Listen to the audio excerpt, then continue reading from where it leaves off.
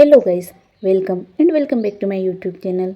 दोस्तों 13 जुलाई 2020 को star plus पर एक शो शुरू होता है, अनुपमा, जिसके बारे में किसी ने ये नहीं सोचा होगा कि वो इंडियन टेलीविज़न इंडस्ट्री का सबसे बड़ा शो बन जाएगा और इस शो की टीआरपी रेटिंग 4.8% तक पहुंच जाएगी और टीवी इंडस्ट्री के सबसे लंबे समय से चले आ रहे शो को पीछे छोड़ देगी।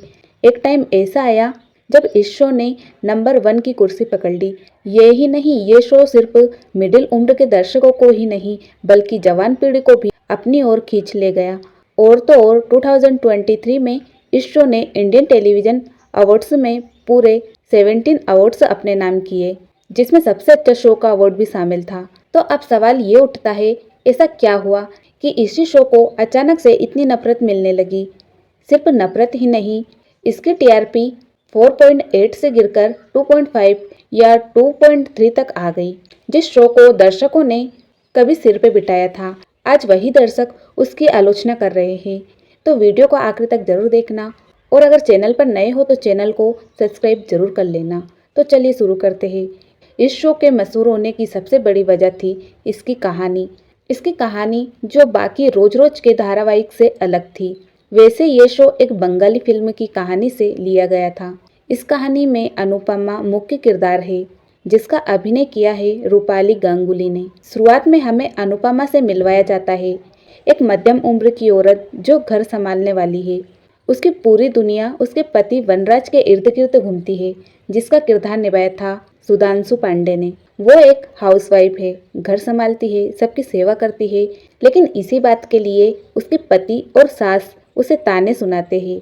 हर कहानी की तरह इस कहानी में भी कुछ लोग उसे सपोर्ट करते हैं और कुछ लोग नीचे भी गिराने की कोशिश करते हैं। उसके ससुर हसमुख शाह और उसका छोटा बेटा समर उसका सहारा बनते हैं। कहानी में असली मोड़ तब आता है तब अनुपमा को पता चलता है कि उसका पति उसे चीट कर रहा है अपनी ऑफिस की औरत के साथ, और ये सच्चाई उसे अपनी 25वीं सालगिरह पर पता चलती है। सोचो कितना बड़ा झटका होगा ये किसी भी औरत के लिए। यही मोड़ दर्शकों को सबसे ज्यादा छू गया, क्योंकि कहीं ना कहीं ये समाज की सच्चाई दिखाता है। आजकल शादी के बाहर रिश्ते बनाना एक बड़ी समस्या बन चुकी है, लेकिन यहाँ एक अच्छी बात ये थी कि अनुपमा को बेचारी टाइप नहीं दिखाया गया था। उसे एक मजबूत नायिका की तरह दिखाया गया। उसने उस उम्र में अपने पति से अलग होने का फैसला लिया और अपने दम पर जिंदगी जीने का रास्ता चुना। ये बात बहुत सी औरतों को हिम्मत देने वाली थी। इसके बाद कहानी में आता है नया मोड़। अनुपमा की मुलाकात होती है उसके पुराने स्कूल के दोस्त अनुज से। अनुज के मन में उसके लिए पहले से ही फीलिंग्स होती है। धीरे धीरे दोनों एक दूसरे के करीब आते हैं और फिर शादी कर लेते हैं। ये हिस्सा दर्शकों को बहुत नया और ताज़ा लगा, क्योंकि आमतौर पर शो में ऐसा नहीं दिखाया जाता कि तलाक के बाद भी एक औरत फिर से शादी करे। यह समाज की पुरानी सोच को चुनौती देने जैसा था। अब तक कहानी मजबूत थी। अनुपमा एक आत्मविश्वास, समझदार और अपने फैसले खुद लेने वाली औरत थी। लेकिन अफवाहों की माने तो असली समस्या शुरू हुई पर्दे के पीछे। समर का किरदार निभाने वाले कलाकार को अचानक शो से बाहर कर दिया गया। जब उनसे पूछा गया कि उन्होंने शो को क्यों छोड़ा, तो उन्होंने इशारों इशारों में कहा कि किसी को उनसे दिक्कत थी। धीरे धीरे वनराज, काव्या और किंजल का किरदार निभाने वाले कलाकारों ने भी शो छोड़ दिया। इतने बड़े शो में एक के बाद एक कलाकारों का जाना थोड़ा अजीब लगा ऑडियंस को। सबने सीधा नाम तो नहीं लिया, लेकिन इशारा मेन लीड की ओर ही था।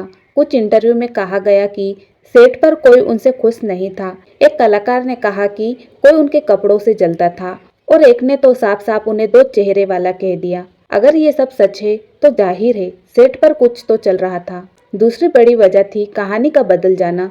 शुरुआत में जो कहानी प्रेरणा देने वाली थी, वो धीरे धीरे रोज रोज के रोने धोने में बदल गई। शादी के बाद गोद लेना, फिर हादसा, फिर अलग होना, फिर मिलना, फिर अलग होना, इन सब में अनुपमा का किरदार भी बदलने लगा। जो पहले मजबूत थी वो धीरे धीरे कमजोर दिखाई जाने लगी। दर्शक उसी मजबूत औरत को देखना चाहते थे जो अपने दम पर खड़ी हो सके, लेकिन कहानी ने अपनी असल पहचान खो दी। शायद टीआरपी गिरने पर निर्माताओं ने सोचा ज्यादा नाटक डालेंगे तो दर्शक वापस आ जाएंगे, लेकिन इस बार दावा उल्टा पड़ गया। अब इसकी रेटिंग 4.8 से गिरकर 2.5 पर आ गई। और अब जब एक और पुराना मशहूर शो फिर से आने की खबर है, तो लोगों ने तुलना शुरू कर दी। इसी वजह से फिर से अनुपमा को मजबूत दिखाने की कोशिश की जा रही थी। शायद उन्हें लग रहा है कि अगर दौड़ में बने रहना है तो कुछ नया करना पड़ेगा। तो आपका क्या कहना है? क्या अनुपमा फिर से पहले जैसा बन पाएगा? कमेंट में ज़रूर बताना। और वीडियो अच्छी लगे तो लाइक करें, शेयर करें और चैनल को सब्सक्राइब करना ना भूलें। मिलते हैं नेक्स्ट वीडियो में। तब तक के लिए bye bye. Thank you for watching video.